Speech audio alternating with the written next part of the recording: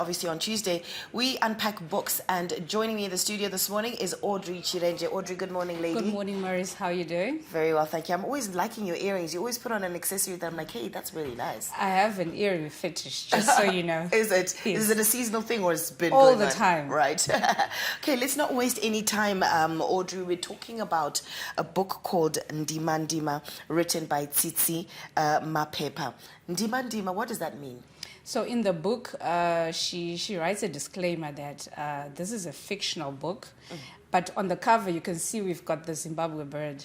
So first and foremost, maybe we can talk about her profile and maybe why she's so passionate about her country. She's a lady based in New Zealand with a lot of accolades, a lot of degrees in creative writing and whatnot. Stays with the husband and the 3 children.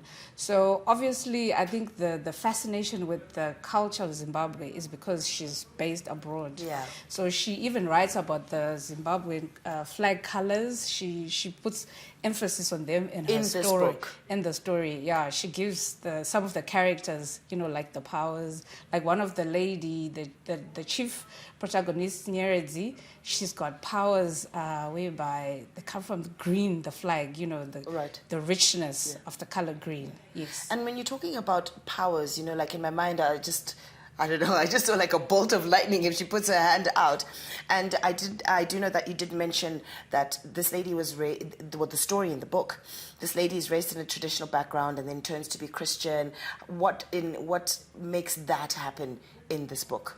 Okay, so there's a constant reference to traditional living and then Christianity. So just to recap, we don't want to give so many spoiler alerts. This is a fiction book. The main character is Zua. So she's a former freedom fighter, very fascinating, but she was raised in royalty. So she's also a chief. Okay. But she actually gave up her chiefdom, which was given to her instead of her brother, Garikai, and then she chose to go and fight in the liberation struggle. And then later on, she comes back, and then she finds her betrothed had now hooked up with her sister. Oh, wow. Oh, yeah. What drama. So there's a bit of romance, and then there's a bit of betrayal in that. And then she ends up living with a man who she had saved. She came across him while he was almost being killed by the soldiers. And then they relocate to Marondera. And then later on, they relocate to Harare in one of these new suburbs. She calls it Southgate. And then she's starting a life in that suburb. And she's got 4 girls now. And it's very difficult. There's so many hardships that she goes through. Right. Yeah, so the reference to the magic, the lightning, I like that because like our children, when they look at our history, they don't even imagine that there are some of these stories that are told, of mermaids, of water creatures and whatnot. But if you go back to our history, there are stories like that. Yeah. But they just I think it's really good that some of these stories must be pulled out, maybe in the form of books or movies or whatever it is. And I think that's something that is happening really around this. Now, you're talking about Nyeredzi, Hannah, Abigail, Ruth, and then you spoke of a brother as well. I thought that this book was more centered on women. Is that what it is? Because there's a brother involved now and all of that. It's centered on women, but then like the reference to this, you see there's a fight here. She's a woman. Traditionally, everything was given to the man. But the parents had actually seen that the brother had a, difficult and whatever, hard heart. And even when she comes back years later on, there's mention of precious stones which had been left for the family. But the brother and this sister, they actually take them and they sell them and they buy all these latest things, the Range Rovers and the whatnot, and they're living the sleigh life. Yeah. Wow.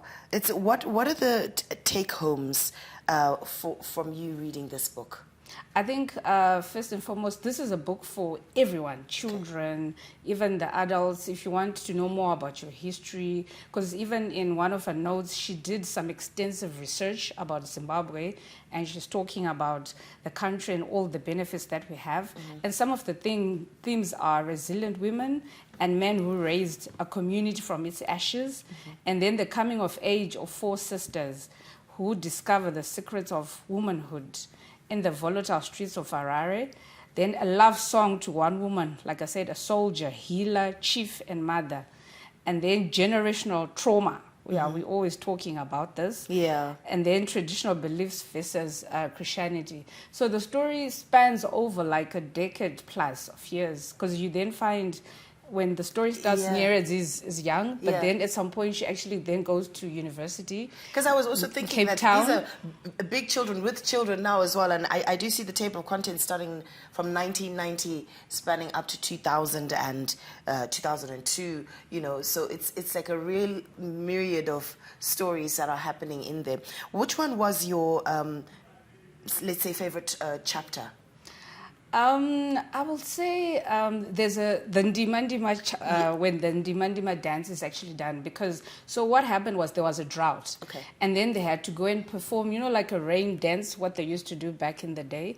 So they go across, and then people are wearing their traditional garb and whatnot. But then there's also the Christian aspect, which was also brought into this scene. And then the Ndima Ndima dance is the dance for the rain.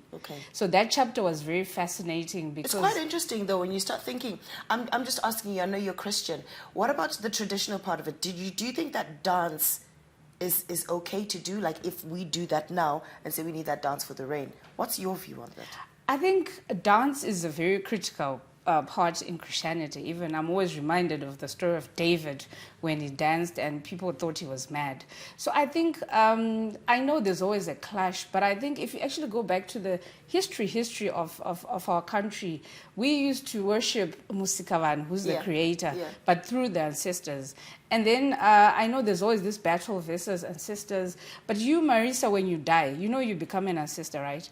Oh, yes, you, that's what an ancestor basically means. Because even if you look it's nothing to like go woo-ha about. Then. Yeah, because even if you look at Jesus, he's got a whole genealogy. You know, from this one beget this David and this one. That's a great perspective. That exactly. So I'm always amazed at people who say ancestors are demonic, because if you die, worship your son's children, how dare they call you demonic when you're a Christian and you're just trying to provide for them? Yeah. Wow, that's a story for another day. That I think we need to unpack it. But we've run out of time, Audrey. Where do we find this book? So this book is on Amazon for $9.99, and then hard copy $19.95.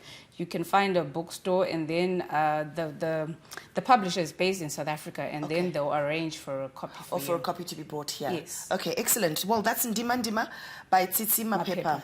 Excellent read, fictional story, but a lot to kind of unpack in that. Konapo, ipapo pa ZTN Prime, DSTV channel 294, the place to be.